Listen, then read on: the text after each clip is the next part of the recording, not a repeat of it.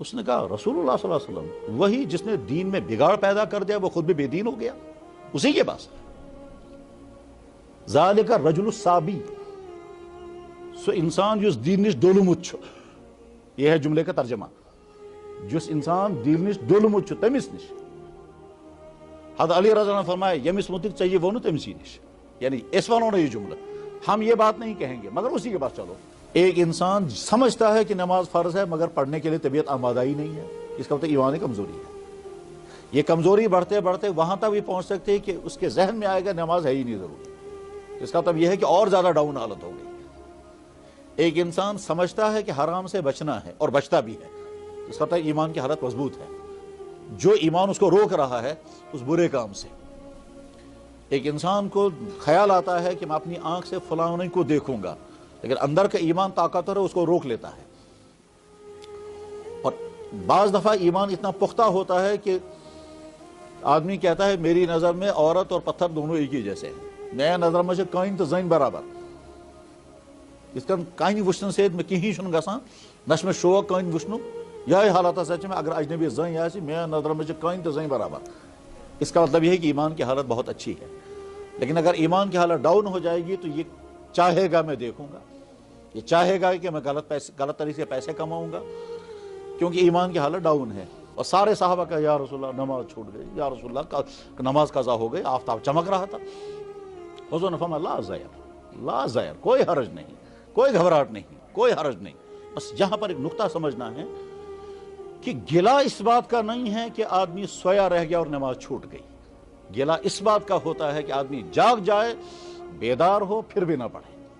من يهده الله فلا مضل له ومن يضلله فلا هادي له ونشهد ان لا اله الا الله وحده لا شريك له ونشهد ان سيدنا ومولانا محمدا عبده ورسوله ارسله الى الناس كافة بالحق بشيرا ونذيرا وداعيا الى الله باذنه وسراجا منيرا صلی اللہ تعالی علیہ وعلا آلہ واصحابہ وازواجہ وذریاتہ وبارک وسلم تسلیما کثیرا کثیرا۔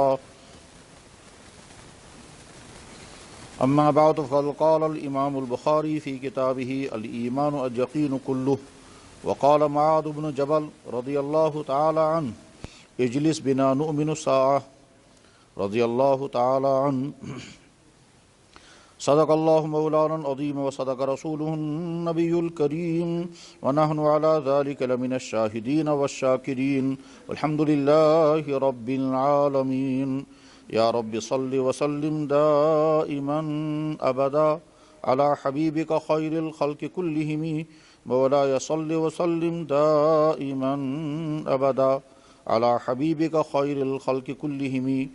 سلام علی خیر الانام وسیدی حبیب الہ العالمین محمدی، بشیر نذیر ہاشمی مکرمی، عطوف رؤوف من یسمى بأحمدی، فیا رب صل وسلم دائما ابدا علی حبیبک خیر الخلق کلہم۔ محترم بزرگوں اور دوستو،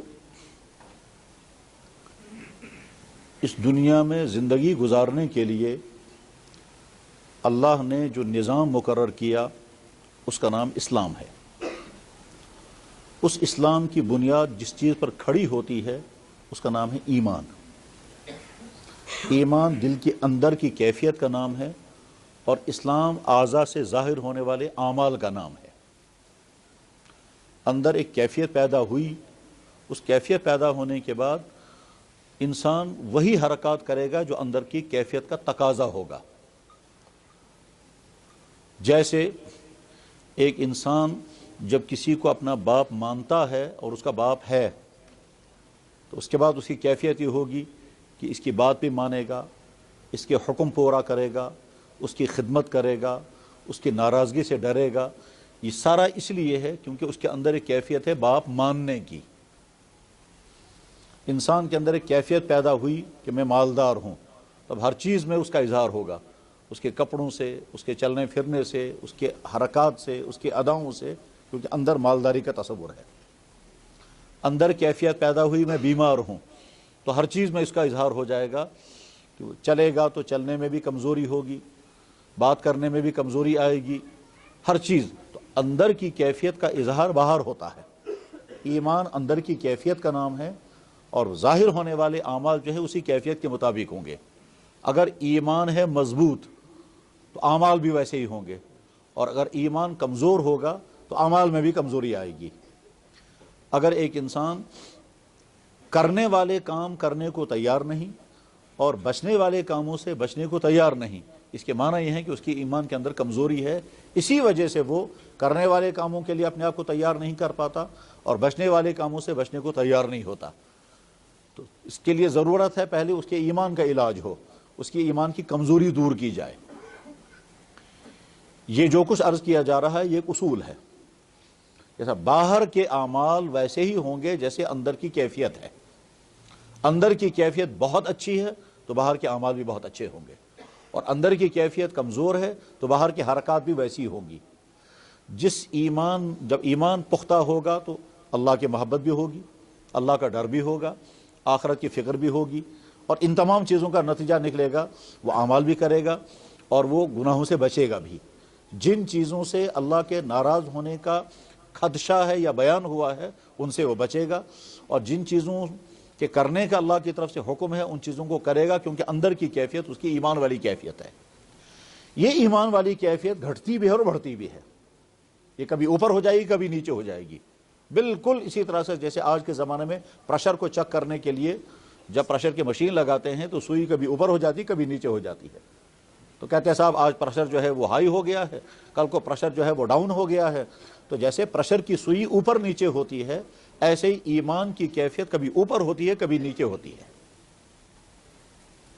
ایک انسان سمجھتا ہے کہ نماز فرض ہے مگر پڑھنے کے لیے طبیعت آمادہ ہی نہیں ہے، اس کا مطلب ایمان کمزوری ہے۔ یہ کمزوری بڑھتے بڑھتے وہاں تک بھی پہنچ سکتے ہیں کہ اس کے ذہن میں آئے گا نماز ہے ہی نہیں ضروری، تو اس کا مطلب یہ ہے کہ اور زیادہ ڈاؤن حالت ہو گئی۔ ایک انسان سمجھتا ہے کہ حرام سے بچنا ہے اور بچتا بھی ہے، اس کا مطلب ایمان کی حالت مضبوط ہے۔ جو ایمان اس کو روک رہا ہے اس برے کام سے۔ ایک انسان کو خیال آتا ہے کہ میں اپنی آنکھ سے فلاں کو دیکھوں گا، لیکن اندر کا ایمان طاقتور ہے، اس کو روک لیتا ہے۔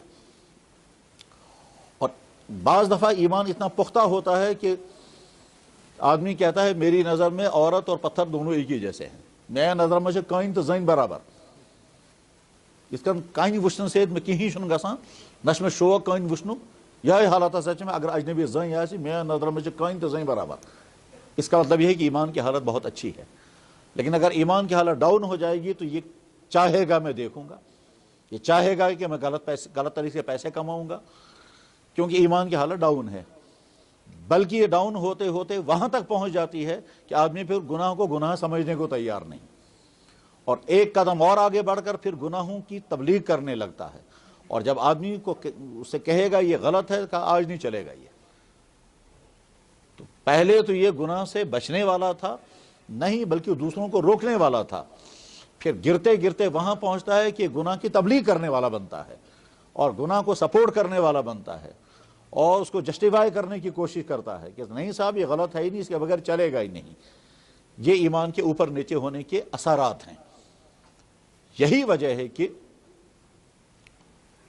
امام بخاری رحمہ اللہ تعالیٰ کی حدیث کی کتاب ہے جس کو کہتے ہیں الجامع الصحیح، امام بخاری کی کتاب جس کو عام زبان میں کہتے ہیں بخاری شریف، لیکن یہ بخاری شریف کتاب کا نام نہیں ہے، یہ تو زبان پر رائج ہو گیا، ورنہ اصل میں ان کا نام بہت لمبا نام انہوں نے اپنی کتاب کا رکھا ہے، الجامع المختصر المسند الصحیح المستند من امور رسول اللہ صلی اللہ علیہ وسلم و سننہ و صفاتہ و ایامہ، اتنا لمبا نام ہے، الجامع المختصر المسند من امور رسول اللہ صلی اللہ علیہ وسلم و ایامہ و صفاتہ، اتنا لمبا نام ہے اس کتاب کا، اور مختصراً کہتے ہیں جامع بخاری یا جامع صحیح۔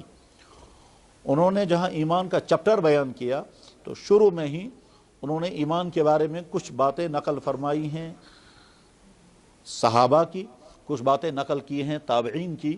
ان باتوں میں سے ایک بات یہ نقل فرمائی کہ حضرت معاذ بن جبل رضی اللہ تعالیٰ عنہ صحابی ہیں، معاذ بن جبل رضی اللہ تعالیٰ عنہ صحابی ہیں۔ اس صحابی کی کئی خصوصیات تھیں، ویسے تو ہر صحابی کے اندر طرح طرح کی خصوصیات ہیں، اور یہ جناب رسول اکرم صلی اللہ علیہ وسلم کا کمال ہے کہ آپ کی صحبت میں جو لوگ رہے وہ اس کائنات کی سب سے بہترین مخلوق بن گئے، حالانکہ اپنے زمانے میں وہ اس کائنات کی سب سے بدتر مخلوق تھی۔ حضرت عمر بن خطاب کہا بھی کرتے تھے میں وہ شخص ہوں کہ میں اونٹ چرانا نہیں جانتا تھا، اور میرے والد میری پٹائی کرتے تھے کہ تم اونٹ چرا نہیں سکتے، تم کیا کرو گے زندگی میں؟ اور یہ اس وقت کہہ رہے تھے جب وہ آدھی دنیا پر حکومت کر رہے تھے، نصف ورلڈ ان کے کنٹرول میں تھا، پورا ایران، سنٹرل ایشیا، پورا عراق، پورا عرب، پورا ملک شام، مراکش تک، یعنی یہاں افغانستان کی سرحد سے لے کر مراکش تک ایک ہی شخص کی حکمرانی چل رہی تھی، عمر بن خطاب رضی اللہ تعالیٰ کی۔ اس وقت وہ کہہ رہے تھے کہ میں ایک زمانہ تھا میرے والد کہا کرتے تھے عمر تو اونٹ نہیں چرا سکتا ہے تو کیا کرے گا، اور آج میری حالت یہ ہے۔ یہ سب اللہ کے نبی علیہ السلام کی تربیت کا نتیجہ تھا۔ تو ہر صحابی کے اندر طرح طرح کی خصوصیات تھیں۔ معاذ بن جبل رضی اللہ تعالیٰ عنہ کی خصوصیت یہ تھی کہ ایک تو حضور نے فرمایا تھا کہ حلال اور حرام کو جتنا بہترین انداز میں معاذ سمجھتے ہیں دوسرا نہیں سمجھتے، اعلمہم بالحلال والحرام معاذ بن جبل، کہ حلال و حرام کو سب سے بہترین انداز میں سمجھنے والا معاذ بن جبل ہے۔ اور دوسری خصوصیت یہ تھی کہ ان کو جوانی میں اللہ کے نبی نے گورنر بنا دیا تھا یمن کا۔ یہ مسجد قباء میں امامت بھی کرتے تھے، تو جوان تھے، مسجد قباء میں جب نماز پڑھاتے تھے تو اتنی لمبی نماز پڑھاتے تھے عشاء کی نماز کہ پہلی رکعت میں سورہ بقرہ تقریباً 2.5 پارے اور دوسری رکعت میں سورہ آل عمران، اتنی لمبی نماز پڑھایا کرتے تھے۔ تو ایک دفعہ ایک صحابی دن میں مزدوری کر کے کام کاج کر کے تھک کر کے گھر آئے، انہوں نے سوچا گھر جانے کے بجائے میں پہلے مسجد میں جاؤں گا، نماز پڑھ کر پھر گھر جاؤں گا۔ چنانچہ وہ مسجد میں نماز پڑھنے کے لیے آئے، انہوں نے سوچا کہ بس جو ہی نماز سے فارغ ہو جاؤں گا، دن کا تھکا ہوا ہوں، گھر چلا جاؤں گا، ظاہر ہے گھر والے بھی انتظار کر رہے ہوں گے۔ اب معاذ بن جبل نے جب اتنی لمبی نماز شروع کی، وہ پڑھاتے ہی تھے اتنی لمبی نماز، اور شوق تھا اتنا نماز پڑھانے کا کہ کبھی حضور کے ساتھ ایک نماز پڑھ کر آئے پھر وہی نماز دوبارہ آ کے پڑھا دیتے تھے۔ بعد میں اللہ کے نبی علیہ السلام نے اس کو منع کر دیا تھا۔ تو خیر وہ جو صحابی تھے وہ بیچارے جب لمبی نماز میں کھڑے ہو گئے، ادھر سے تھکے ہوئے تھے، انہیں نماز بیچ میں توڑ دی، اور توڑنے کے بعد کہا اتنی لمبی نماز ہم سے کہاں پڑھی جائے گی، اور شور مچاتے ہوئے وہاں سے نکل گئے۔ پھر مسجد میں اپنی نماز الگ پڑھی یا گھر میں جا کر پڑھی، اگلے دن حضور کی خدمت میں پہنچے کہ یا رسول اللہ یہ نماز تو ہم نہیں پڑھ سکتے اتنی لمبی نماز۔ حضور نے فرمایا کون کتنی لمبی نماز؟ کہا تھا معاذ بن جبل اتنی لمبی نماز پڑھاتے ہیں۔ تو جناب رسول اکرم صلی اللہ علیہ وسلم نے معاذ بن جبل کو بلایا اور فرمایا افتان انت یا معاذ، معاذ اس کی وجہ سے تو فتنہ ہو جائے گا جو تم کر رہے ہو۔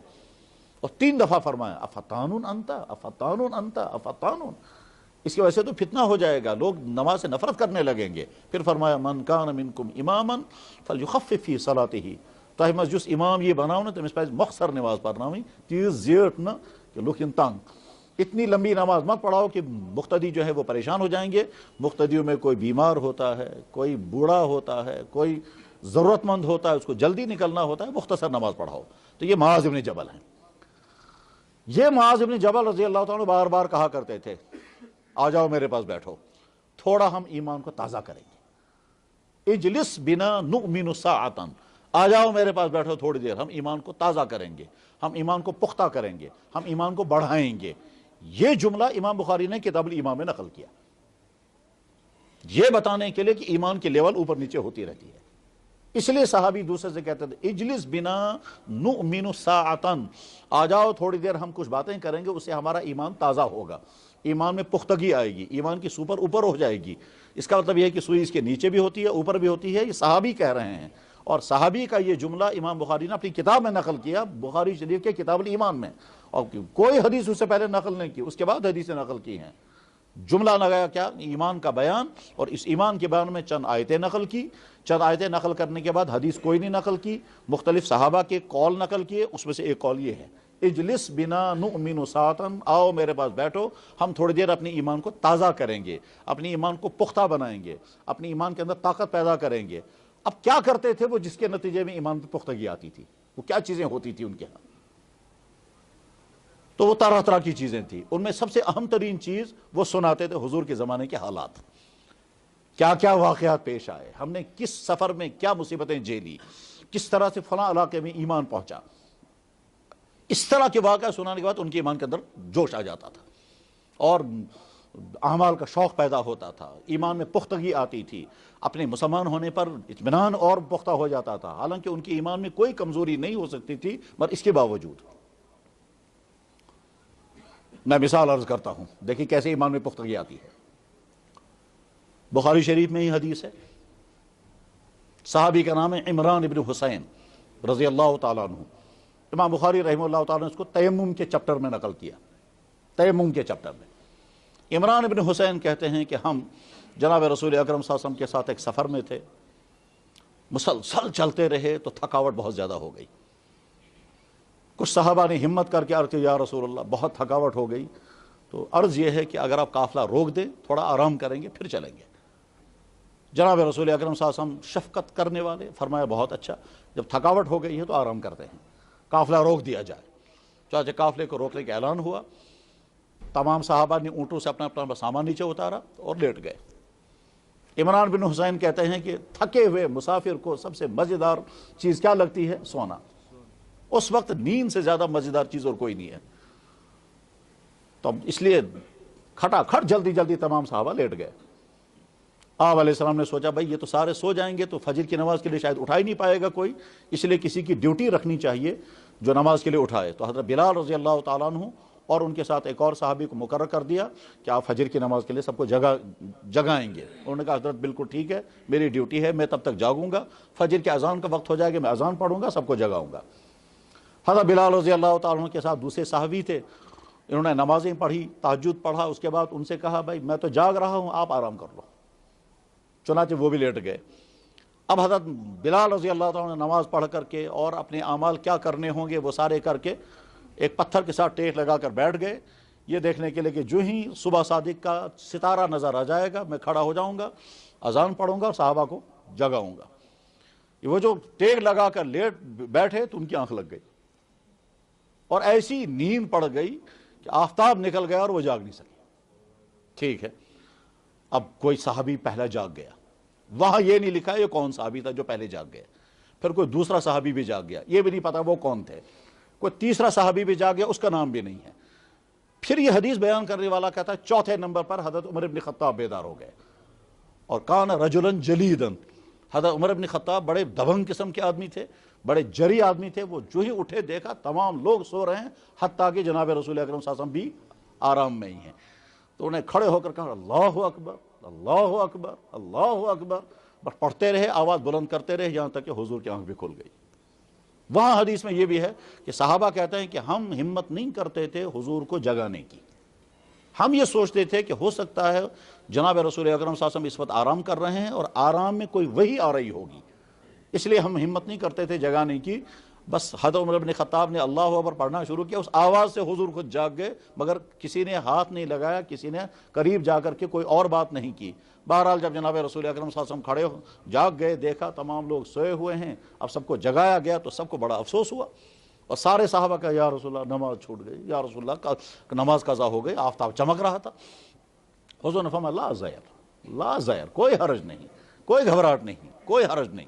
بس یہاں پر ایک نقطہ سمجھنا ہے کہ گلہ اس بات کا نہیں ہے کہ آدمی سویا رہ گیا اور نماز چھوٹ گئی، گلہ اس بات کا ہوتا ہے کہ آدمی جاگ جائے، بیدار ہو، پھر بھی نہ پڑھے۔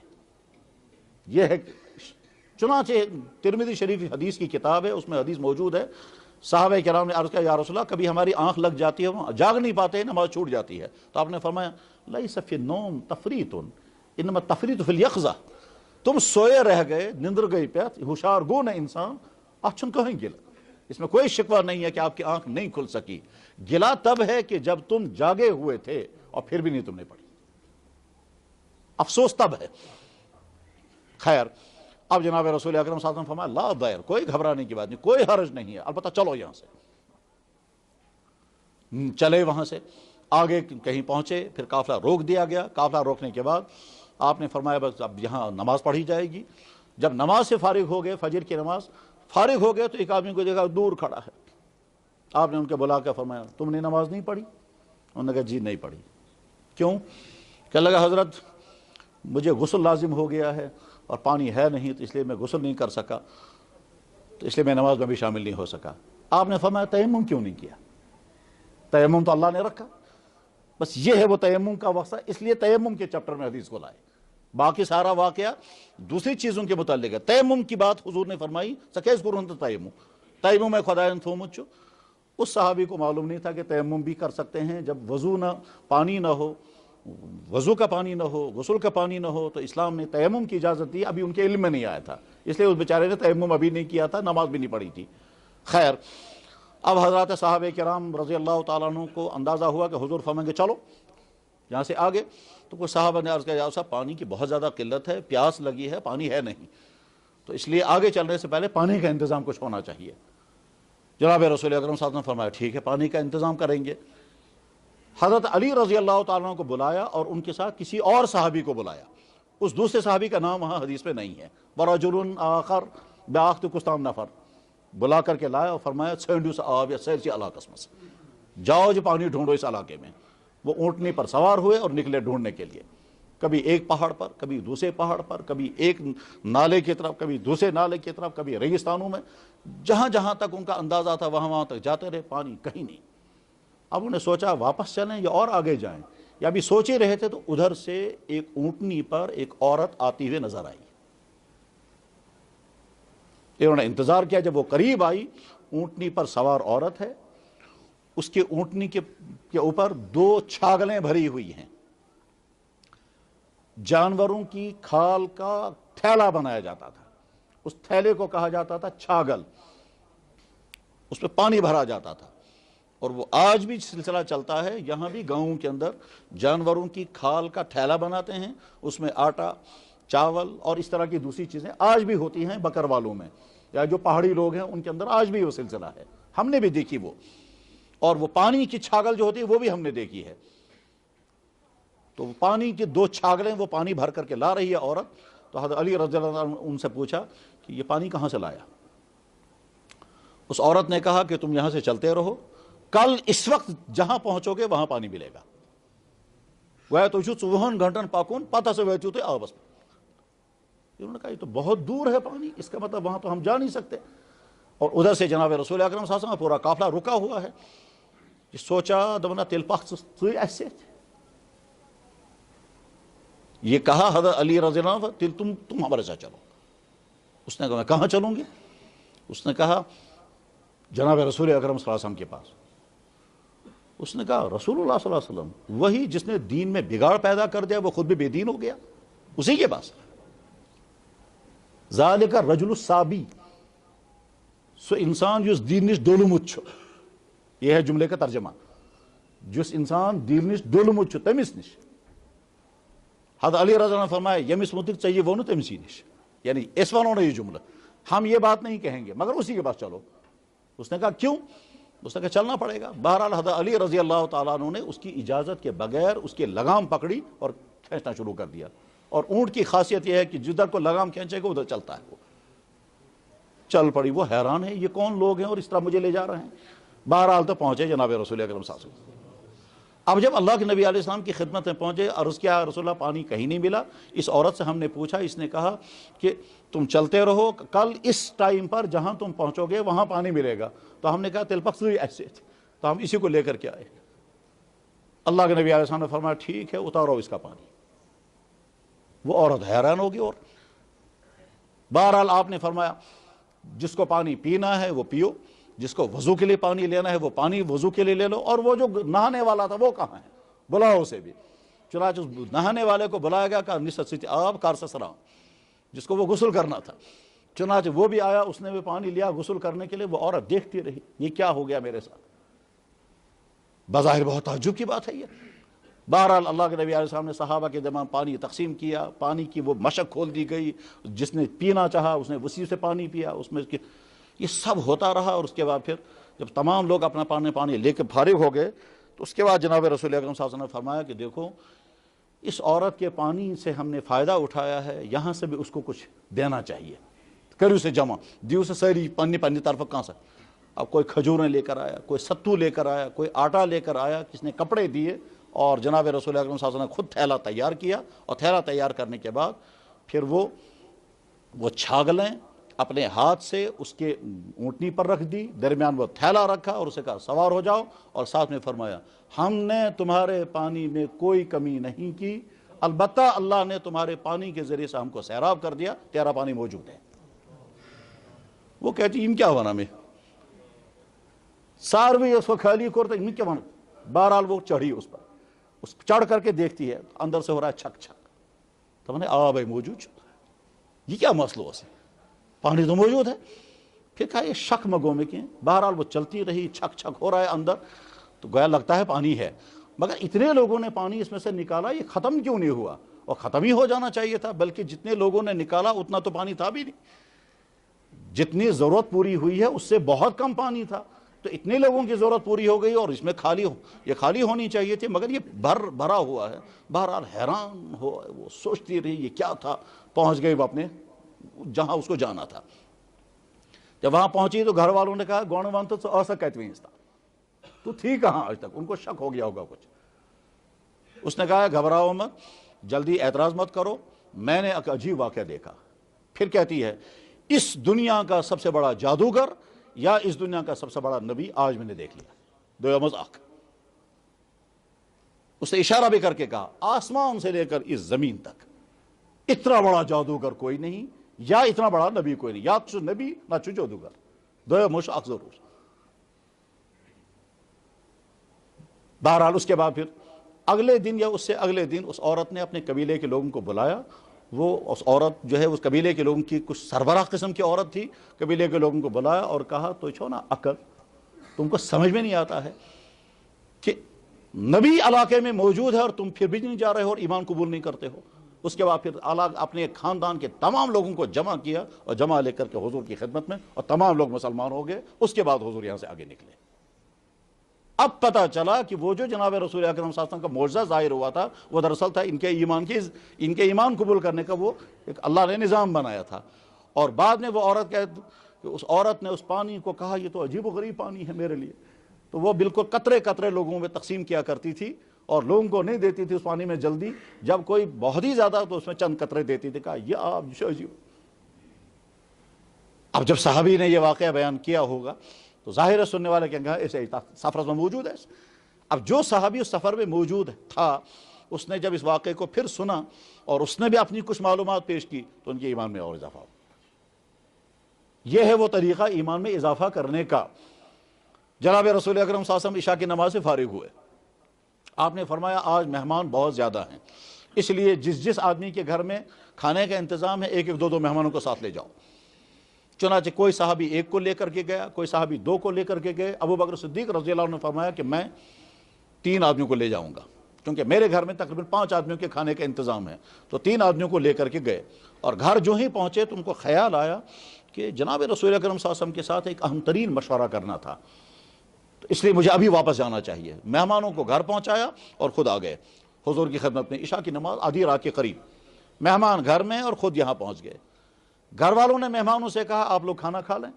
مہمانوں نے کہا تب تک نہیں کھائیں گے جب تک خود صاحب مکان نہیں آئیں گے، یعنی حضرت ابو بکر صدیق تم پان واتن، اس کے مورت ہوتا۔ گھر والے کہتے ہیں ہو سکتا ہے ان کو دیر لگ جائے گی، آپ لوگ کھا لیں۔ مہمانوں نے کہا نہیں ہم نہیں کھائیں گے، ان کو آنے دیں پہلے۔ حضرت ابو بکر صدیق رضی اللہ عنہ کو بہت وقت لگ گیا وہاں اس مشورے میں، یہ نہیں معلوم وہ کیا مشورہ تھا۔ بہرحال مشورے سے فارغ ہو کر تقریباً آدھی رات کے قریب جب ابو بکر صدیق اپنے گھر پہنچے تو دیکھا وہاں صورتحال یہ ہے کہ مہمان بیٹھے انتظار میں ہیں اور انہوں نے کھانا نہیں کھلایا۔ تو حضرت ابو بکر صدیق نے فرمایا ان کو کھانا کیوں نہیں کھلایا؟ گھر والوں نے کہا ہم نے پیش کر دیا تھا، انہوں نے مانا نہیں۔ انہوں نے یہ کہا کہ جب ابو بکر صدیق آئیں گے تب ہم کھانا کھائیں گے۔ حضرت نے فرمایا تو پیسے ہے نا ونون یمن میں لگی ٹائم، مجھے دیر ہو جائے گی، کھلانا تھا ان کو کھانا۔ گھر والوں نے کہا جی ہم نے کہا تھا ان کو لیکن انہوں نے مانا ہی نہیں۔ حضرت ابو بکر صدیق کو بہت ناراضگی ہو گئی اور غصے کے ساتھ کہا کیوں نہیں کھانا کھلایا تم نے؟ بیوی نے کہا اب غصہ کرنے سے کیا ہوگا، اب دیری ہو گئی تو بیٹھو آپ بھی اور یہ بھی۔ انہوں نے کہا واللہ میں نہیں کھاؤں گا، واللہ میں نہیں کھاؤں گا۔ اہلیہ سمجھ گئی کہ صاحب انہوں نے تو قسم کھا لی، یہ تو ہمارا جیسا ماحول نہیں ہے۔ ہمارا ماحول یہاں یہ ہے کہ ہمارا ایک بھائی دوسرے بھائی سے کہتا ہے چائے داما چمو، کچھ بنا ہے واللہ نہ بچمنا ہے نانا واللہ میان خط جناب ہے نہ میں چین فرصت ہے نانا میان خط میان مخصوص ہے واللہ میں چین فرصت دبن ہے بمان ہے نا پچھی ون تو چون قسم کھائی، اس کے بعد پھر آ کے پی لیتے ہیں۔ اور یہ نہیں سوچتے تو قسم ٹوٹ گئی. ایسے وقت میں تو اصرار بھی نہیں کرنا چاہیے. اس میں تو دو طرح کی غلطیاں ہو جاتی ہیں. چائے دما چمو دپان باس ون تہ وسط مسے چت, اگر تم ایس نہ چمز پتہ کورن قسم واللہ باس ون چت, یہ گناہ کبیرہ ہو گیا. جھوٹی قسم کھانا گناہ کبیرہ ہے. اچھا نا یمین غموس, یہ بھی بخاری میں حدیث ہے کہ اگر کسی شخص نے کوئی کام نہیں کیا تھا اور قسم کھا کر کے کہا میں نے کیا تو یہ گناہ کبیرہ ہو گیا. اور اگر کسی آدمی نے کوئی کام کیا تھا اور قسم کھا کر کے کہا میں نے نہیں کیا تو یہ بھی گناہ کبیرہ ہے. مثلا فرض کریں باپ نے بیٹے سے کہا ژٕ چھُکھ سگریٹ چیوان, دپان ہاں نہ, آز ما چوس سگریٹ, دپان ہاں بالکل نہ, مگر چومت اوسن, کر سا قسم. اب بیٹا قسم کھا کے کہتا ہے واللہ میں چھُنہٕ چومت سگریٹ, حالانکہ چومت اوسن, تو گئے زٕ گناہ, ایک قسم جھوٹی قسم اور ایک سگریٹ. باپ نے کہا ژےٚ پٔرتھا نماز آز, أمۍ ٲس نہ پٔرمٕژ مگر أمۍ کوٚر قسم آ مےٚ چھِ پٔرمٕژ. جو کام نہیں کیا تھا اور قسم کھائی میں نے کر لیا تو جھوٹی قسم, جو کام کیا تھا اور قسم کھائی میں نے نہیں کیا تو یہ جھوٹی قسم. ان دونوں جھوٹی قسموں کو حدیث میں کہا گیا ہے یمین غموس, اور یہ گناہ کبیرہ ہے. ہم سمجھتے بھی نہیں یہ گناہ کبیرہ ہے. ممکن چھُ تۄہہِ ذہنس منٛز یہ کتھ جایہِ چھُ لیکھِتھ یہ چھُ گناہ کبیرہ, یہ کتہِ چھُ لیکھِتھ یہ چھُ گناہ کبیرہ, تتھ چھُ جواب. فرمایا جناب رسول اکرم صلی اللہ علیہ وسلم الکبائر, بڑے بڑے گناہ, الاشراک باللہ, اللہ کے ساتھ کسی کو شریک ٹھہرانا, وعقوق الوالدین, ماں باپ کی نافرمانی کرنا, وقتل النفس بغیر حق, ناحق کا انسان قتل سن کرے, والیمین الغموس, اور جھوٹی قسمیں کرنا. یہ حدیث بھی بخاری شریف میں. اور اگر آدمی کہتا ہے کہ جناب بچم نہ چاہ ہے نہ چین پہ ہے واللہ بچم نہ مے چھنہ فرصت ہے واللہ مے چھے نہ فرصت بچم نہ واللہ بچم نہ, پتہ زیادہ اصرار کرنس آب چین چائے پھٹ قسم, یہ جو قسم ٹوٹی اس کا کفارہ دینا پڑے گا. تو یا تو پچھلی والی کی قسم, خیر ابو بکر صدیق رضی اللہ عنہ نے فرمایا واللہ بکھم نہ, آپ بتا مہمانوں دی اسے, بیوی نے کھانا نکال کر کے دیا, حضرت ابو بکر صدیق کھانا لے کر مہمانوں کے سامنے پہنچے. مہمان بھی سمجھ گئے کہ یہ تو خود کھائیں ہی نہیں ہم, کیونکہ ہم کو قسم یہ کھائیں گے نہیں, چلو ہم کھاتے ہیں. بہرحال مہمانوں نے کھایا, حضرت ابو بکر صدیق بیٹھے رہے, اصرار بھی ہوتا رہا اور کھاؤ, پیٹ بھر کر کے کھا چکے. تو اس کے بعد پھر ابو بکر صدیق کھانا کہ وہ برتن اٹھا کر کے جب واپس لائے تو بیوی سے کہتے ہیں بوزن چھکا بوزن چھکا. سنو عجیب کیا, جتنا کھانا میں لے کر کے گیا تھا وہ سارا کھانا واپس آ گیا, حالانکہ انہوں نے پیٹ بھر کر کے کھایا, اس میں کچھ کم نہیں ہوا.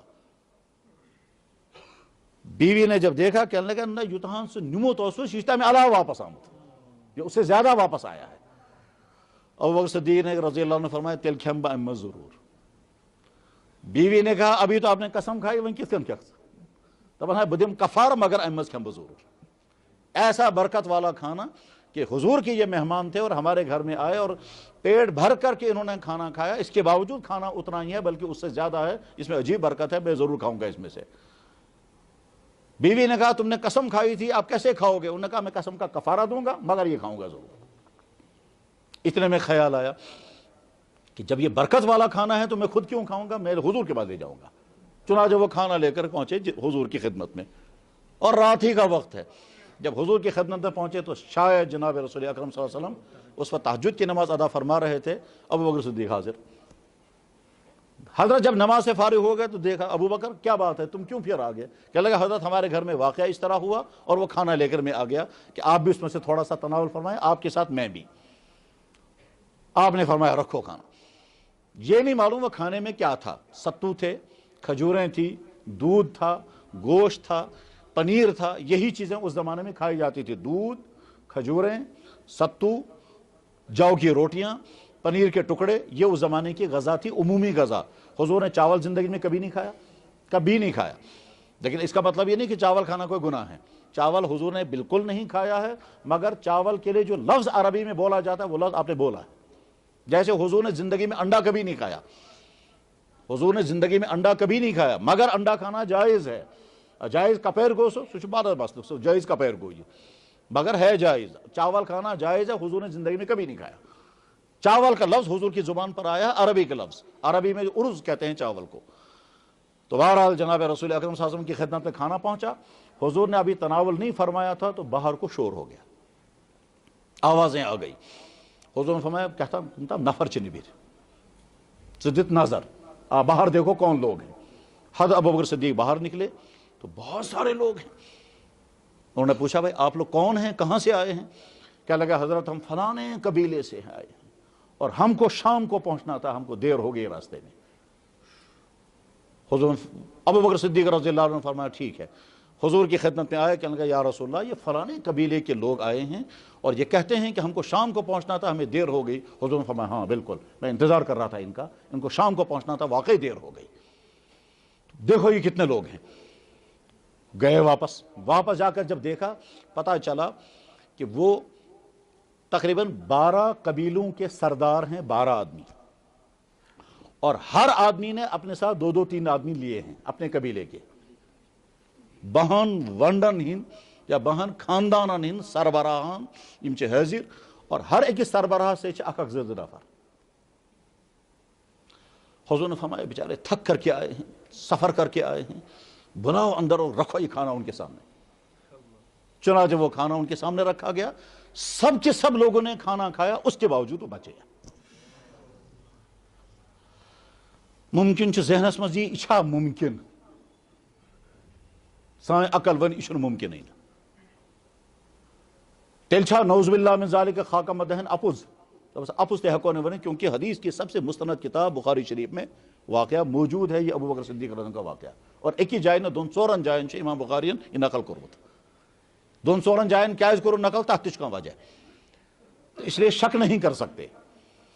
अब जब सहाबा आपस में इस तरह के वाक़यात बयान करते थे तो उनके ईमान में इजाफा होता था कि एक तरफ से हम देखते थे कि अल्लाह के नबी अलैहिस्सलाम भूखे और कई कई दिन तक भूखे हैं, और दूसरी तरफ से अल्लाह के नबी अलैहिस्सलाम के ज़रिए से ये वाक़यात भी होते थे, ये मोजज़ात होते थे। तो जब अल्लाह का फैसला आता था तो मोजज़ात होते थे, और एक आदमी का खाना कितने आदमियों के लिए काफ़ी हो जाता था। बुखारी शरीफ में वाक़या है, एक सफ़र में हुज़ूर अकरम सल्लल्लाहु अलैहि वसल्लम हैं, सहाबा थक गए और भूखे भी थे। आपने काफ़िला रोक दिया और कहा खाने का कुछ इंतज़ाम करेंगे, पहले तमाम लोग थके हुए हैं। इतने में कोई आदमी आया बकरवाल कुस्ता, हुज़ूर ने फरमाया, वंस हिबातुन अम बैउन, यही लफ्ज वहां है, हिबातुन अम बैउन, साज मुंगुर कनखा किन इथे कमेंट दिख, हदिया पेश करोगे हमारे लिए, हम सफर में हैं, या वन से पोस दबन हिबा विबा नहीं, पैसा। हुज़ूर हमें करू से मिसे कीमत हाथ, कीमत तय हो गई। उसके बाद बकरी को ज़बा किया गया। ज़बा करने के बाद हुज़ूर ने फरमाया, जब तक इसके पीस वीस करेंगे तब लग टाइम, इसलिए फिलहाल ये सरवन वारवन करू जल्दी तैयार। चुनांचे वो तरवन निकाल करके, वो कलेजी निकाल करके, सवादुल बतन, पेट के अंदर जो काली काली चीज़ें हैं वो निकाल करके तैयार की गई। 300 सहाबा ने पेट भर करके खाई, और गोश्त अभी बाकी है। साथ में फरमाया हुज़ूर ने, इनके साहब साहब गमे ऊँटन से, जो ऊँटों के साथ गए उनके लिए भी बचा करके रखो, और वो गोश्त अभी सारा का सारा, ये भी बुखारी शरीफ में। जनाब रसूल अकरम सल्लल्लाहु अलैहि वसल्लम को पता ये चला कि अरब के तमाम लोग मिलकर मदीने पर हमला करने वाले हैं। तचवना ग़ज़वा अहज़ाब, हुज़ूर ने मशवरा किया, मीटिंग में तय ये हुआ कि मदीना शरीफ में 3 तरफ से तो हमला नहीं हो सकता है, क्योंकि तीनों तरफ से रुकावटें खड़ी हैं। एक तरफ से बागात थे, घने बागात, उधर से फौज दाखिल नहीं हो सकती थी, झाड़ियाँ, घने बागात, खजूर के बागात थे, इसलिए वहाँ से हमला नहीं हो सकता था। दूसरी तरफ से मशरिक की तरफ से बहुत खतरनाक चट्टानें थी, वहाँ से भी हमला नहीं हो सकता था। मगरिब की तरफ भी खतरनाक चट्टानें थी, वहाँ से भी हमला नहीं हो सकता था। उसको कहते थे बुस्तानुल जुनूबी, हर्रा शर्किया और हर्रा गरबिया। मशरिक की तरफ चट्टानें थी, वहाँ से हमला नहीं हो सकता था। मगरिब की तरफ चट्टानें थी, वहाँ से भी हमला नहीं हो सकता था। जुनूब की तरफ से बागात थे, वहाँ से भी हमला नहीं हो सकता था। शुमाल की तरफ से हमला हो सकता था, इसलिए वहाँ से फौज अंदर दाखिल हो जाती और हमला हो जाता। इसलिए सहाबा में परेशानी थी, सोच विचार था किस तरह मुकाबला करेंगे। तमाम अरब के कबाइल मिलकर मदीने पर हमला करने के लिए आ रहे हैं। उस मीटिंग में तय ये हुआ कि जिधर से हमला हो सकता है उधर से खंदक खोदी जाएगी। चुनांचे वो खंदक खोदी गई, इसलिए उस जंग को कहते हैं जंग खंदक। आज के माहिरीन भी कहते हैं कि आज के जेसीबी भी इतनी जल्दी उतनी बड़ी खंदक तैयार नहीं कर सकते जितनी खंदक साहबा किराम ने 15 दिन में तैयार कर दी थी। खैर एक अलग बहस है। जब खंदक की खुदाई चल रही है तो साहबा लगे हुए हैं खंदक खोदने में। हुजूर ने तकसीम कर दिया, तुमको यहाँ से वहाँ तक खोदना है, और वो 9 हाथ गहरी खोदनी थी और 10 हाथ चौड़ी खोदनी थी, ताकि कोई आदमी पार ना हो सके। بہرحال خندق کھدائی کے دوران صحابی ہیں جابر ابن عبداللہ رضی اللہ تعالیٰ عنہ، وہ کہتے ہیں کہ میں بھی گیا وہاں، میں نے دیکھا حضور اکرم صلی اللہ علیہ وسلم کا چہرہ خشک ہے، ہونٹوں پہ خشکی ہے اور چہرے انور پر کمزوری کے آثار نظر آ رہے ہیں۔ تو مجھے لگا یہ کہ حضور نے کئی دن سے شاید پانی کا قطرہ بھی منہ اپنے دہن مبارک میں نہیں ڈالا ہے، کچھ نہیں کھایا ہے۔ جابر بن عبداللہ کہتے ہیں میں واپس اپنی بیوی کے پاس آیا اور بیوی سے میں نے کہا کہ چہکا کے کھانوں کے انتظام کرت، تم کچھ کھانے کے انتظام کر سکتی ہو؟ انہوں نے کہا کس کے لیے؟ کہا حضور کے لیے۔ بیوی نے کہا ہو کہ تھاوجو مونگر، بکری کا بچہ، اور میرے پاس تھوڑے سے جو ہیں، اس جو کو میں پیستی ہوں، آٹا بناتی ہوں، اس کی روٹی پکائیں گے، اس کو تم بکری کے بچے کو ذبح کرو، اس کا ہم سالن تیار کریں گے۔ جابر بن عبداللہ رضی اللہ عنہ کہتے ہیں فذبحت العناق، میں نے بکری کا بچہ ذبح کیا، وطحنت الشعیر، اور میری بیوی نے جو پیسا۔ میں نے بکری کے بچے کو ذبح کر کے اس کے پیس نکال کر کے دیگ میں ڈال دیے، اس میں پانی ڈال دیا، اور اس زمانے میں گوشت بس اتنا ہی ہوتا تھا، گوشت، نمک اور پانی، اس کے علاوہ کچھ نہیں۔ یہ آج کے زمانے کی مسالے جو ہم کھاتے ہیں یہ اللہ کے نبی نے کبھی نہیں کھائے، یعنی حضور اکرم صلی اللہ علیہ وسلم نے کبھی لدر، مرژوانگن، گرم مسال یہ حضور نے دیکھے بھی نہیں، سنے بھی نہیں۔ خیر، بیوی نے کہا جاؤ حضور کی خدمت میں اور ان سے کہو کھانا ہم نے انتظام کیا مگر کاس بوز اصل پیٹ چھپ کرس ون حضور، آہستہ سے حضور سے کہنا، بیڈ ون جنا، شور مت مچانا، وہاں سارے لوگ آ جائیں گے پھر، اور یہاں اتنا کھانا ہے نہیں۔ کہتا ٹھیک۔ چنانچہ جابر بن عبداللہ حضور کی خدمت میں آئے، یہ بھی بخاری شریف میں غزوہ خندق کا بیان جہاں پر ہے وہاں یہ حدیث ہے۔ بہرحال حضرت جابر بن عبداللہ حضور کی خدمت میں آئے، عرض کیا یا رسول اللہ صنعت لک سورا فانت ورجل او رجلان معک، حضرت میں تہند خاطر کی معمولی کھانک انتظام کورمت، تو ان تو پان تشریف اخ زٕ نفر انیوک بی پانس سۭتۍ، رجل او رجلان معک، اخ زٕ نفر ان تو پانس سۭتۍ بی بس۔ جناب رسول اکرم صلی اللہ علیہ وسلم فرمایا کیا چھو تیار کورمت؟ تو حضرت ذبحت العناق و طحنت الشعیر، خاندارین اوٹ تیار کورمت اور میں نے بکری کا بچہ ذبح کیا۔ جناب رسول اکرم صلی اللہ علیہ وسلم کھدائی کروا رہے تھے، نگرانی چل رہی تھی۔ حضور اکرم صلی اللہ علیہ وسلم کے کپڑوں پر گرد و غبار بھی تھا، آپ نے گرد و غبار جھاڑتے ہوئے کہا کثیر، یہ تو بہت زیادہ کھانا ہے، بہت زیادہ کھانا ہے۔ اس کے بعد فرمایا یا للمہاجرین والانصار، یہ کیا یہ چوپ کیوں سے سیری؟ وہ پریشان ہو گیا، یہ تو سارے، اور حضور نے اعلان کر دیا۔ وہ بیچارہ دوڑتا ہوا آیا بیوی کے پاس، اور بیوی اور ان کا معاملہ تھوڑا عجیب تھا۔ عجیب یہ تھا کہ جابر ابن عبداللہ کی اہلیہ ان کی ماں کی عمر کے برابر یا اس سے بھی زیادہ عمر کی تھی، یعنی جابر جوان نے ایک بوڑھی خاتون کے ساتھ نکاح کیا تھا، اور اس کی وجہ بھی وہ بیان کرتے تھے میں نے کیوں کیا، بلکہ حضور نے پوچھا تھا کیا اس کرو تمس معمر زائیں سے تم نے کیوں نکاح کیا ایسی خاتون کے ساتھ جو بہت زیادہ عمر والی ہیں؟ تم اگر یا رسول اللہ ابا جان تو شہید ہو گئے ہیں غزوہ احد میں، پات کون روز بین، میں تو اگر میں نے سوچا اگر اپنی عمر کی کوئی لاؤں گا وہ ان کو کیا سکھائے گی، اس لیے میں نے سوچا کہ بوڑھی خاتون کے ساتھ نکاح کروں گا، وہ کم سے کم ان کو کچھ تربیت تو کرے گی، اس لیے میں نے اس کے ساتھ نکاح کیا۔ تو چونکہ ان کی بیوی حضرت جابر بن عبداللہ سے عمر میں بہت زیادہ بڑی تھی، تجربہ کار تھی، اس لیے وہ کبھی محبت پہ ڈانٹ بھی دیتی تھی، تو بتا سشین تھا۔ بہرحال تو حضرت جابر بن عبداللہ واپس پہنچے، بیوی کے پاس ہے بوجھ تھا، کیا تم چیز سہری پاکا، بیوی نے کہا میں بنا میں گونڈ سی ایسے تک شور تم، بیوی نے کہا نہیں میں نے تو چپکے سے حضور کے کان میں کہا تھا، تو میں نے کیا بہن دل ہے سبحان اصل میں سے کیا کرتا ہے، میں نے چپکے سے حضور کے کان میں کہا تھا یا رسول اللہ تھوڑا سا کھانا میں نے تیار کیا، آپ خود اور آپ کے ساتھ ایک دو آدمی اور آ جائیں، یہی الفاظ بخاری شریف میں ہیں، مگر حضور نے خود اعلان کر دیا، اب میں کیا کرتا؟ تو بیوی نے کہا چچو عجیب ہوئی پان تھی پریشان بچ سنتھس پریشان کرے، ہم نے دعوت نہیں کی، دعوت حضور نے کی ہے، اس کے پریشان ہو اشن بولے میں ہم نے نہیں بلایا، وہ تو حضور نے بلایا، اس لیے حضور زانت۔ بہرحال تو جابر بن عبداللہ پریشان تھے، یہ پھر گھر سے نکلے کہ واقعی سہری، چنانچہ راستے میں دیکھا وہ سارے لوگ آ رہے ہیں پریشان۔ حضور اکرم صلی اللہ علیہ وسلم نے فرمایا کیا سے کیا؟ حضرت جابر بن عبداللہ رضی اللہ عنہ کہتے ہیں یا رسول اللہ بس کیا بتاؤں، حضور نے فرمایا دیکھو دیگ کو ہاتھ مت لگانا، یا پھوتس میں تم ژشو تھاؤ تہ تھی چھڑ جانا، وہاں ایک حدیث میں ہے جس ٹوکرے میں روٹیاں ہیں، اور ایک حدیث میں ہے جس تنور میں تم نے روٹیاں لگائے وہ نکالنا مت. تنور میں روٹیاں چھنا یم کاندر تھاون تم ژج لگت تم کڑ زو نا، تم کڑک وہ پانے. اور یا پھر اگر ٹوکرے میں روٹیاں رکھی ہیں تو تت چھڑ زو نا. بہرحال تو حضور اکرم صلی اللہ علیہ وسلم تشریف لائے، دیگ اپنے سامنے لی، ٹوکرا روٹیوں کا بھی اپنے سامنے لیا. اور ایک حدیث میں دوسرے انداز سے ہے کہ آپ علیہ السلام نے فرمایا ایٹی چھڑ جو نا. آپ تشریف لائے اور اپنا لعاب مبارک آٹے پر لگایا، اور اس کے بعد فرمایا انیو سے بھی سچ کرنے واجی اور روٹیاں پکاؤ. بہرحال اس طرح ہوا یا اس طرح ہوا، حدیثیں دونوں طرح کی ہیں. اس کے بعد پھر جناب رسول اکرم صلی اللہ علیہ وسلم نے وہ ٹوکرا اپنے پاس رکھا، دیگ اپنے پاس رکھی، دیگ میں سے بڑا گوشت کا پیس نکالتے، یہاں سے روٹی ایک نکالتے، اس کے پر روٹی رکھتے، اور اس کے بعد پھر ایک ایک صحابی کو تقسیم کرتے گئے. فرمایا ہے راس بیر کر جو نا، 5-5 نفر ایسو اندر اور پن حصہ رٹو. چنانچہ صحابہ 5-5 10 آدمی اندر آتے ہیں اور لیتے ہیں. ہو سکتا ہے کسی نے دوسری مرتبہ بھی لائن میں لگ کر لیا ہوگا. ٹھیک، بہرحال حضور اکرم صلی اللہ علیہ وسلم نے تقسیم کیا، کھاتے رہے کھاتے رہے. 1,500 آدمیوں نے کھانا کھایا.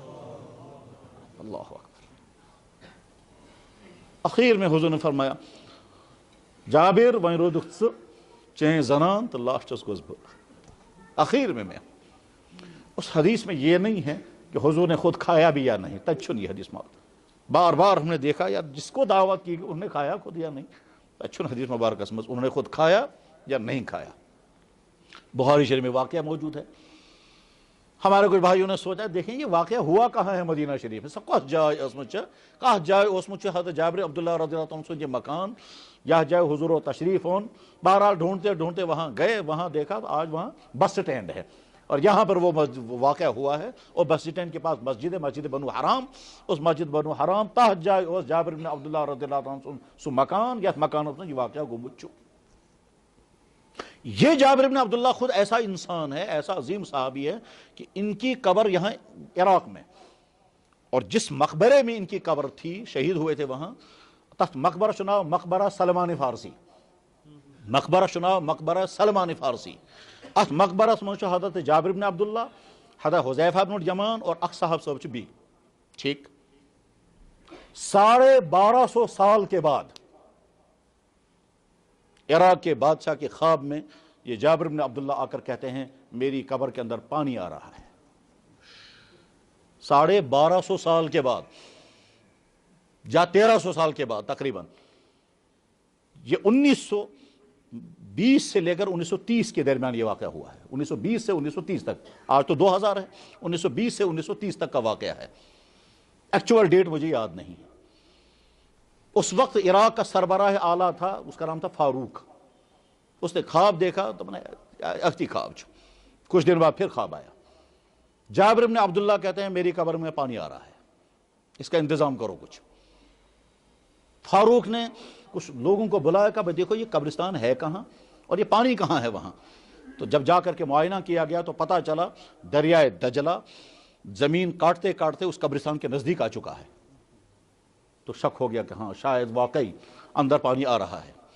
میٹنگ بلائی گئی، اس میٹنگ میں ڈیسائیڈ ہو گیا، عراق کے علماء جمع ہوئے اور وہاں ڈیسائیڈ یہ ہوا کہ قبر کھولی جائے گی، شاید پانی واقعی اندر آ رہا ہے. جو ہی یہ خبر پھیل گئی کہ صحابہ کی قبریں کھولنی ہے آج، تو اس زمانے میں حج کا زمانہ تھا، مدینہ طیبہ اور مکہ مکرمہ میں اطلاع پہنچ گئی، وہاں سے ہزاروں انسان پہنچ گئے. اس طرح سے وچھو صاحب صاحب قبر کھولنا 1200-1300 سال کے بعد ہزاروں انسان وہاں کھڑے دیکھتے رہے.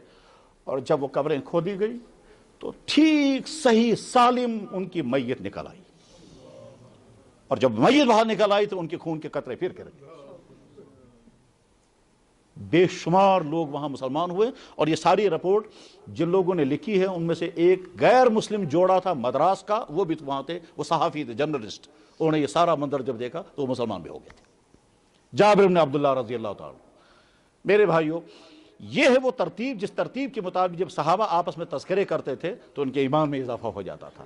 آج جب ہم یہ واقعات پڑھتے ہیں سنتے ہیں تو ہمارے ایمان کے اندر بھی ہلچل آتی ہے کہ اللہ کی طاقت واقعی ہے. اللہ جو چاہیں جب چاہیں جس طرح چاہیں کر سکتے ہیں. اللہ کی طاقت جب چاہیں معجزات کے ذریعے سے، جب چاہیں اللہ تعالیٰ شان ہوں حضور بھوکے ہیں تو بھوکے ہیں، اور وہی اللہ جب چاہتے ہیں تو حضور کے ذریعے سے ہزاروں کو کھلا رہے ہیں 2-3 آدمیوں کو کھانا۔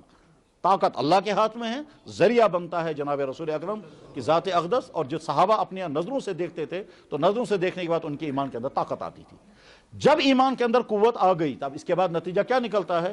انسان کے لیے پھر اعمال کرنے آسان ہو جاتے ہیں۔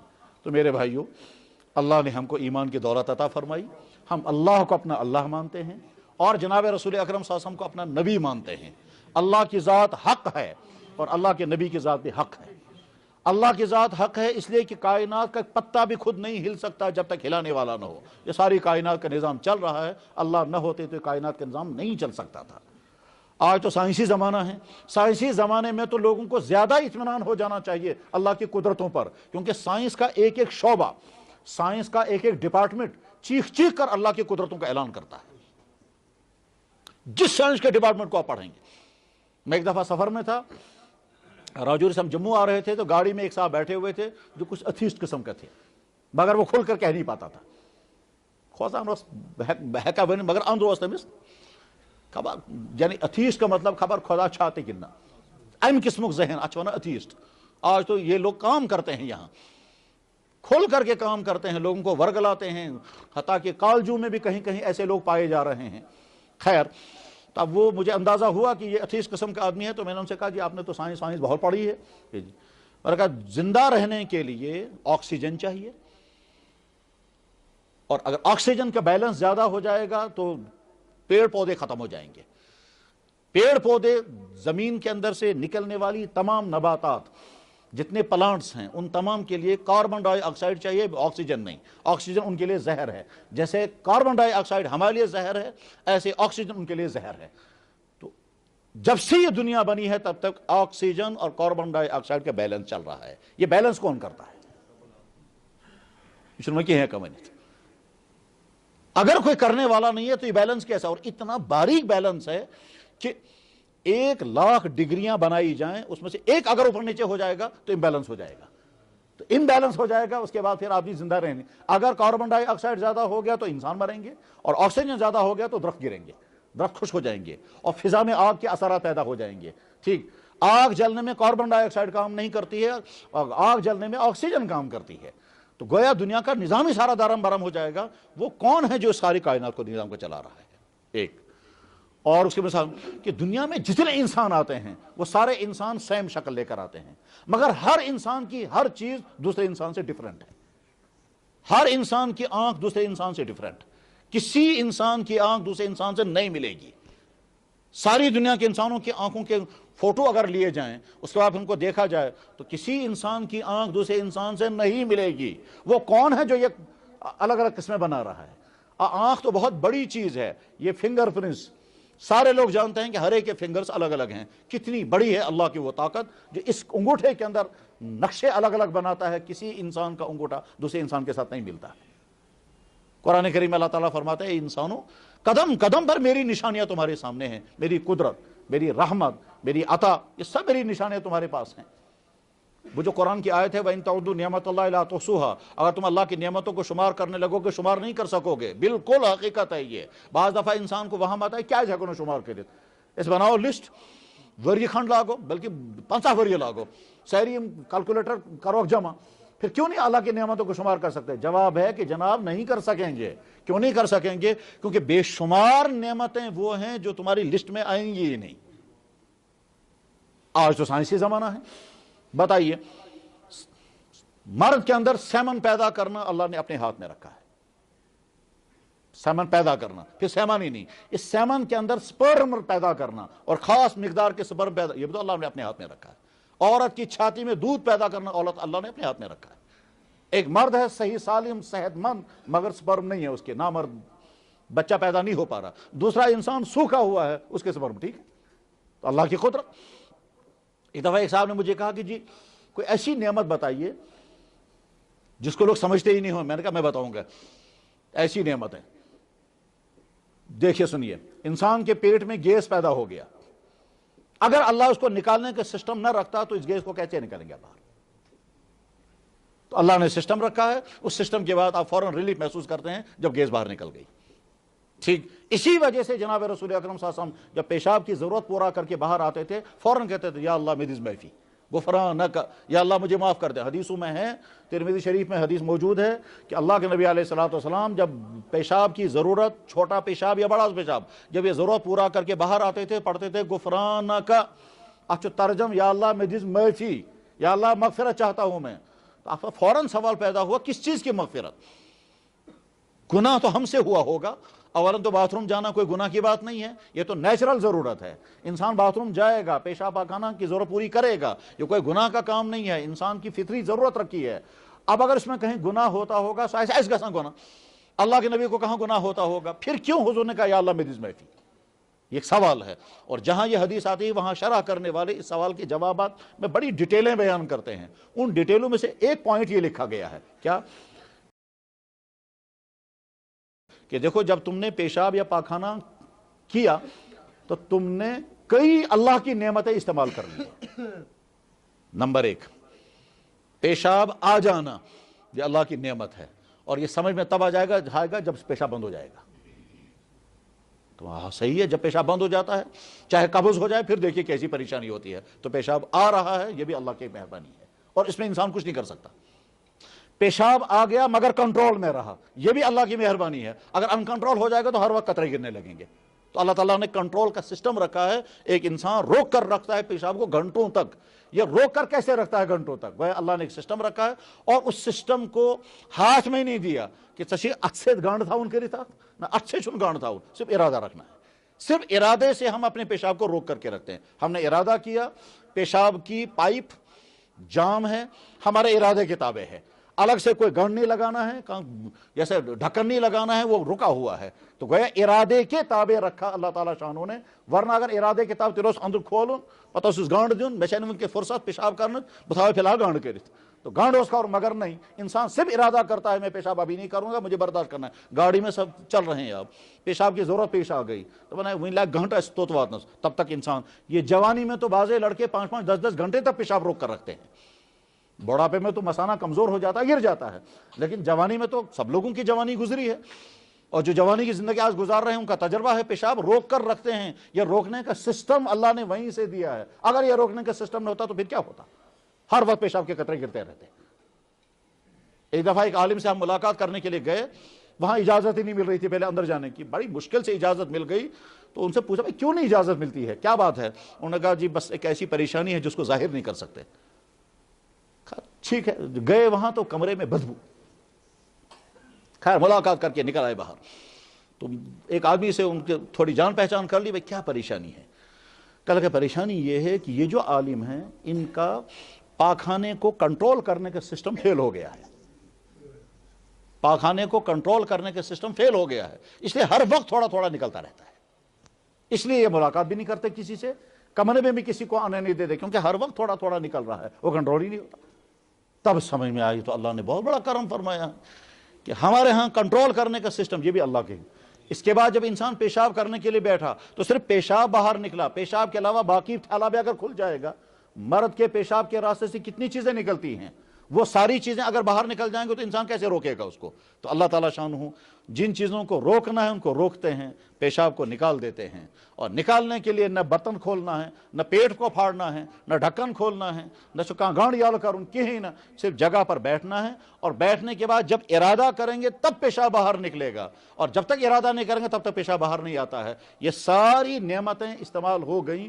حضور نے فرمایا یا اللہ اتنی نعمتوں پر جیسا مجھے شکر ادا کرنا چاہیے میں نہیں کر سکتا ہوں، میں معافی چاہتا ہوں. آدھا وہیں سمجھے حضور نے کیوں کہا یا اللہ معافی. تو اللہ اپنی قدرتوں کے ساتھ اپنے نظارے دکھاتے رہتے ہیں. اس اللہ کو ہم مانتے ہیں جو اس اللہ جو کائنات کو چلا رہے ہیں، اور اس نبی کو ہم مانتے ہیں جو جناب رسول اکرم ذات اقدس کی شان میں دنیا میں آئی. اسی کا نام ایمان ہے. اب جب ایمان کمزور ہوگا تو اعمال میں کمزوری آئے گی. ایمان کمزور ہوگا نماز پڑھنا مشکل، آدمی گھنٹوں بیٹھا رہے گا، ویب سائٹوں پر چکر کاٹتا رہے گا، ٹی وی دیکھتا رہے گا، چلنے ڈھونڈتا رہے گا، مگر نماز نہیں پڑھے کیونکہ ایمان کمزور ہے. اور ایمان میں اگر پختگی آ گئی تو انسان، اللہ اکبر، مجھے سورات ہسپتال سے فون کر رہے تھے ایک دفعہ، ایک ڈاکٹر کہنے لگا جناب میں سرجری کرتا ہوں اور کبھی پیشنٹ کی سرجری چل رہی ہوتی ہے اور اذان ہو جاتی ہے، میں سوچتا ہوں سرجری چھوڑ کر کے پہلے نماز پڑھوں گا، لیکن اگر نماز پڑھنے کے لیے جاؤں گا تو پیشنٹ کا بہت نقصان ہوگا، اس میں وضو بھی کرنا ہے، ہاتھوں کو بھی صاف کرنا ہے، کبھی خون لگا ہوا ہوتا ہے، میں فیصلہ نہیں کر پاتا ہوں، آپ مجھے بتائیے شریعت کیا کہتی ہے؟ تو میں نے ان سے بات کی، میں نے کہا اگر شریعت یہ کہے کہ پیشنٹ چھوڑ دو اور تم پہلے نماز ادا کرو، کہنے لگا میں کروں گا۔ پیشنٹ کا کیا ہوگا؟ کہتے ہیں جب شریعت نے مجھے حکم دیا میں وہی کروں گا، اور اگر شریعت کہے گی آپ کو نہیں، آپ پیشنٹ کو اٹینڈ کرو، نماز چھوڑ دو، کہنے لگا جب شریعت مجھے کہے گی میں وہی کروں گا۔ میں نے کہا اسی کا نام ہے ایمان، سرنڈر کرنا کہ یا اللہ آپ جو کہیں گے میں وہ کروں گا۔ اب ایک دوئم سائیڈ کیا ایسے جب اللہ تعالیٰ شانو، اللہ کے دین نے دوئم سائیڈ رکھا ہوگا اپنے ملحوظ، اس کے بعد میں اللہ تعالیٰ حکم دیں گے، میں نے کہا اسی کا نام ایمان ہے۔ میں کتاب میں مسئلہ ڈھونڈوں گا اور کتاب میں جو مسئلہ نکلے گا وہ میں آپ کو بتاؤں گا، ٹھیک 96 کتابوں میں مسئلہ ڈھونڈتے وہ مسئلہ نکل گیا، کیونکہ شریعت مکمل ہے۔ یہ ہو ہی نہیں سکتا کہ ہماری شریعت کی کتابوں میں ہمارے کسی سوال کا جواب نہ ہو، ایسا کبھی نہیں ہو سکتا۔ شریعت مکمل ہے، ایک ایک چیز کا جواب موجود ہوتا ہے، بس ڈھونڈنے کی دیری ہے، ڈھونڈنے کی دیری ہے، ماننے کی دیری ہے، اس پر عمل کرنے کی دیری ہے، ورنہ کمی کہیں نہیں۔ آپ کوئی بھی سوال نکال نہیں سکتے ایسا کہ جس کا جواب نہ ہو۔ ہاں ایک سوال ہے جو آج ہی سامنے آیا، اس سوال کا جواب تو ابھی ملے گا نہیں۔ مطلب فرض کیجئے آج ٹیسٹ ٹیوب بیبی آ گیا، ٹھیک، ٹیسٹ ٹیوب بیبی کیا ہے؟ کسی اجنبی مرد کا سیمن لینا ہے یا اجنبی عورت کا ایگ لینا ہے، اس کے بعد پھر ٹیوب کے اندر ان دونوں کو جمع کرنا ہے، ایک دو دن کے بعد جب وہ مل جائیں گے، ملنے کے بعد پھر عورت کے رحم میں انجیکٹ کرنا ہے، اپنی بیوی یا کسی اور عورت کے رحم میں۔ یہ جائز کس ناجائز؟ ممکن چھو یم سائن ونستان کتاب سے تمہر مزاج نے کن تی یہ جواب لکھے کیا چاہتے ہو سنی یہ مسئلہ؟ یہ سوال تو آ سکتا ہے۔ مان لیجئے آپ کہیں گے کہ صاحب حضور کے زمانے سے لے کر کے ہمارے قریب 1 صدی پہلے تک کہیں نہیں تھا ایک کا بلڈ دوسرے کی باڈی کے اندر ٹرانسفر ہو جائے گا، تو بلڈ ڈونیشن جائز ہے ناجائز ہے؟ ان کتابوں میں نہیں ملے گا، لیکن شریعت فیصلہ کرے گی۔ چنانچہ شریعت نے فیصلہ کر دیا۔ کیا فیصلہ کر دیا؟ کہ جیسے ایک عورت اپنا دودھ اجنبی بچے کو پلاتی ہے، دودھ بہت قیمتی چیز ہے، یہ لیکوڈ ہے، یہ پیدا ہوتا رہتا ہے، نکلتا ہے پھر پیدا ہوتا ہے، نکلتا ہے پھر پیدا ہوتا ہے، سیم خون بہت قیمتی چیز ہے، یہ لیکوڈ ہے، نکلتا ہے پیدا ہوتا رہتا ہے، نکلتا ہے پیدا ہوتا رہتا ہے۔ جیسے دودھ دوسرے بچے کو دے سکتے ہیں، ایسے خون بھی دوسرے کو دے سکتے ہیں۔ یہ اس کا ہم اجتہاد ہے۔ تو غرض یہ کہ شریعت میں تمام مسائل لکھے ہوئے ہیں۔ میں نے ان سے کہا ڈاکٹر صاحب، میں نے کہا میں کتاب میں مسئلہ ڈھونڈوں گا، کتاب میں مسئلہ نکلا والد کا، اگر کوئی معالج اپنی بیمار کو ایسی حالت میں دیکھ رہا ہے کہ نماز پڑھنے جائے گا تو بیمار کا نقصان شدید ہوگا، نماز چھوڑ دے اور بیمار کو اٹینڈ کرے۔ اللہ اللہ ہے، وہ جانتے ہیں اس وقت میرا حکم میرے بندے پر یہ ہے، اور ادھر سے دوسرا میرا بندہ اس حال میں ہے۔ اللہ تعالیٰ بھائی، ایک عورت یہ کہتی ہے کہ جی مجھے اپنا جسم اجنبی مرد کے سامنے تو بات ہی نہیں ہے، اپنے باپ اپنے بیٹے کے سامنے کھولنے کی اجازت نہیں ہے، شریعت بھی اجازت نہیں دیتی ہے، اور میرا ضمیر بھی آمادہ نہیں ہے، مگر کل کو جب میرا ڈیلیوری مسئلہ ہوگا، اس وقت اگر مجھے ڈیلیوری نارمل نہ ہوئی اور مجھے کسی نرسنگ ہوم میں لیا گیا اور وہاں مجھے سارے کپڑے نکالنے پڑے، آخری درجے کی بے پردگی ہو گئی، میرا وہاں پیٹ پھاڑیں گے اور کپڑے نکال کر کے میرا پیٹ پھاڑیں گے، سارے اجنبی لوگ ہوں گے، میں کیا سنتا ہے؟ بچھا اجازت، وہاں شریعت کہتی ہے اس وقت تمہاری جان بچانی ہے، ہماری طرف سے اجازت ہے۔ یہ عورت اگر کہے گی کہ جی جس جسم کو کھولنے کی اجازت مجھے باپ اور بیٹے کے سامنے نہیں تھی، وہ جسم مجھے اجنبی کے سامنے کھولنا ہے، تم کو ہمارا آرڈر ماننا ہے، ہمارا حکم یہ بدن کھول دو اور علاج کراؤ۔ بندہ وہ ہے جو یا اللہ آپ جو مجھے حکم دیں گے، میرا نفس مانے یا نہ مانے، میری طبیعت اس کو سوٹ کرے یا نہ کرے، اگر اللہ کا قانون یہ ہے تو ہم مانیں گے۔ ایمان کا تقاضا یہ ہے میرے بھائیو، اس وقت آج جس دور میں ہم زندگی گزار رہے ہیں، اس دور میں ایمان پر جمنا، اللہ کے حکم کے مطابق زندگی گزارنا یقیناً بہت مشکل ہے۔ وجہیں بہت ساری ہیں، ان بہت ساری وجہوں میں سے اندر ایمان کی کمزوری، باہر کا ماحول بھی انتہا زیادہ برا، اس برے ماحول میں ہم مسلمان بھی شامل ہیں، ہم مسلمانوں کا ماحول بھی ایسا ہے، مثلا اگر مسلمانوں کا سکول کالج ہے تو آخری درجے کی بے پردگیاں بھی ہیں، لڑکوں اور لڑکیوں کے غلط تعلقات بھی ہیں، فحش باتیں بھی چل رہی ہیں، ویب سائٹیں بھی دیکھی جا رہی ہیں، شخص کی باتیں بھی چلتی ہیں. اس ماحول کے اندر رہ کر کے انسان اپنے دماغ کو صاف رکھے آسان نہیں ہے. اس ماحول میں ایسے ماحول میں رہ کر انسان اپنی آنکھ کو بچائے آسان نہیں ہے. یہ انسان دفتر میں پہنچتا ہے, اوپر سے لے کر نیچے تک سارے لوگ کرپشن میں ہیں. اس کرپشن میں انسان اگر کوئی وہ جی میں بھی ایک ملازم ہوں, چھوٹے درجے کا ہوں یا درمیانہ درجے کا, سارے لوگ کرپشن کر رہے ہیں, میں اپنے آپ کو کیسے بچاؤں گا؟ اور اگر بچانے کی کوشش کرتا بھی ہوں تو اپنے ہی بھائی مجھے تانا دیتے ہیں. تو ایک صاحب مجھے ملے یہیں کشمیر کے, کہنے لگے جی میں انجینئر ہوں اور جس دفتر میں ہوں وہاں وہ آتی ہیں بلیں, اور بلوں میں مجھے سائن کرنا ہوتا ہے. مجھے صاف معلوم ہو جاتا ہے کہ کام ہوا ہے کم, بل بنائی گئی زیادہ, اب مجھے سائن کرنا ہے. تو اب اگر میں سائن کرتا ہوں تو غلط چیز پر سائن کرتا ہوں, اور اگر سائن نہیں کرتا ہوں تو اوپر سے لے کر نیچے تک مجھے لوگ اعتراض کرتے ہیں, میں کیا کروں گا؟ اسی بیچ میں وہ کہتا ہے, کہنے لگا جی ایک صاحب نے مجھے یہ کہا, اگر سے یہ کرن ثپی تیل کن مشید مز بینگ بن, تم کو چاہیے تھا کسی مسجد میں اذان پڑھتے یا دفتر میں کیوں آئے؟ یہ ہے ہمارا ماحول. اس ماحول میں اسلام پر قائم رہنا مشکل تو ہے, مگر جب انسان ارادہ کرتا ہے پھر کوئی مشکل نہیں ہے. انسان حرام ماحول کے اندر بھی اپنے آپ کو بچا لیتا ہے, انسان گناہ کے ماحول میں بھی اپنے آپ کو بچا لیتا ہے, انسان کتنی گندی جگہوں پر جاتا ہے انسان اپنے آپ کو بچا لیتا ہے. مجھے آج ہی 2 نوجوان آئے ملنے کے لیے, صبح ملنے کے لیے. انہوں نے کہا جی میں نے 3 دفعہ 3 غلط تعلقات قائم کیے ہیں اور تینوں دفعہ میں نے اپنے آپ کو نکال لیا اس میں سے, اب مجھے آگے بتائیں آگے کہیں اور نہ پھنس جاؤں. توبہ کر لی. تو توبہ کرنا آسان مشکل نہیں ہے, بچنے کا ارادہ کرنا مشکل نہیں ہے. ایک بزرگ سے پوچھا گیا, کہنے لگا حضرت آج کے زمانے میں تو آنکھ کی حفاظت بہت مشکل ہے. کہنے لگا یقیناً بہت مشکل ہے, مگر اس مشکل میں آنکھ کی حفاظت کر کے دکھاؤ, اسی میں اللہ تعالیٰ شان تم کو نوازیں گے.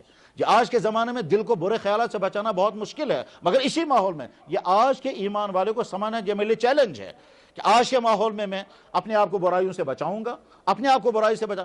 ایک شخص کو اسلام کی دعوت دی گئی تو اس نے کہا جی بہت اچھا میں اسلام قبول کر لیتا, مگر اگر اسلام حق ہے تو مسلمان اس پر چلتے کیوں نہیں؟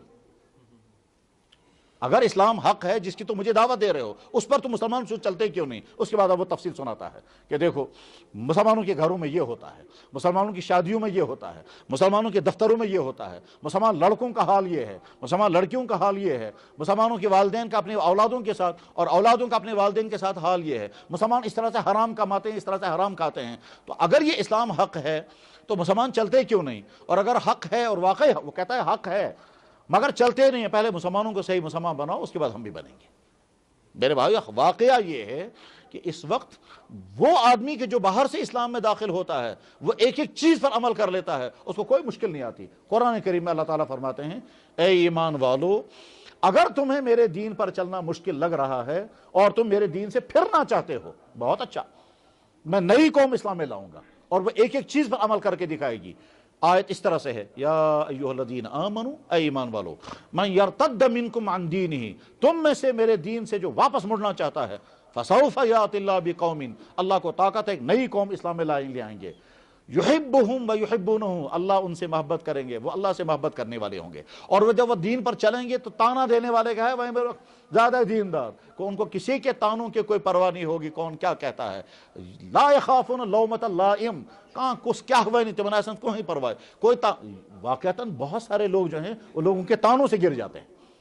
اور آج کا تانا تو دور تو وہ ہے, آج بیٹا ایمان والا بننا چاہتا ہے دین پر, والدین تنگ کرتے ہیں, والدین کہتے ہیں میں بنو خصوصی دیندار, بچہ یہ دین چلی نا. آج ہی صبح مجھے ایک صاحب کہہ رہے تھے, کہنے لگا جی میں پڑھنے کے لیے, میں والدین کی اجازت کے بغیر دین پڑھنے کے لیے فلاں جگہ گیا, والدین کہتے ہیں کہ سگو کہتا تو والدین کی نافرمانی اور ان کی بد دعا. میں نے کہا بد دعا کس, یہ دعا اور بد دعا کس کو قبول کرنی ہے؟ کہ اللہ کو. بیٹا چاہتا ہے میں دیندار بنوں, والدین کہتا ہے ہماری اجازت نہیں ہے اور وہ بد دعائیں کر رہے ہیں, وہ بد دعائیں تھوڑے اللہ تعالیٰ قبول کریں گے. بیٹا وہ کہتا تھا کہ جی میں جب گندے کاموں میں کب تھا تو تب تو میرے والدین کو فکر ہی نہیں تھی, اب میں سارے گندے کاموں کو چھوڑ کر نکل آیا, والدین کہتے ہیں تو کیا بنو, کہتا ادھر راجوری علاقے کا, کہتا ہے تم گجر بن گئے. دیندار بننے پر رکاوٹیں آج گھر کی طرف سے آئیں گی, سوسائٹی کی طرف سے آئیں گی, آپ سکولوں کالجوں میں جائیں گے وہاں رکاوٹیں آئیں گی. مقابلہ اسی کا کرنا ہے. اسی وجہ سے جناب رسول اکرم صلی اللہ علیہ وسلم نے صحابہ کرام کو فرمایا کہ اگر تم دین کے 90 حصے پر عمل کرو گے اور 10 حصے پر عمل نہیں کرو گے تو ہو سکتا ہے اللہ کے پکڑ ہو جائے گی.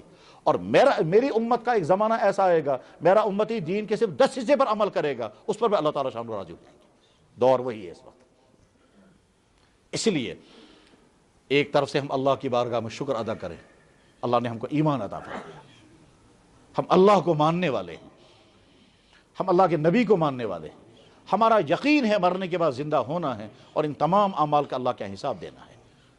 زندگی چلتی ہے اللہ کے فیصلوں کے مطابق.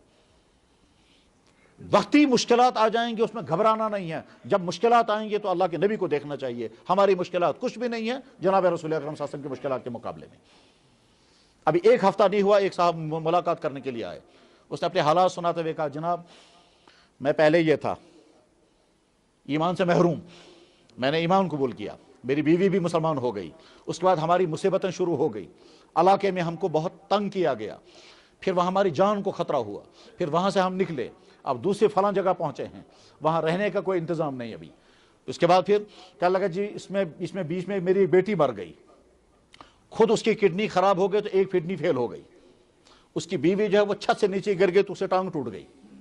کہتا ہے ایک بیٹی میری بیمار ہو گئی, اس کو دلی ہسپتال میں لے گئے تو 13 لاکھ روپے لگ گئے, اور ایک بیٹا ہے اس بیٹے کو کھانا کھاتا ہے تو یہاں سے باہر کھانا باہر آ جاتا ہے, یہاں اس کو کوئی سوراخ ہے.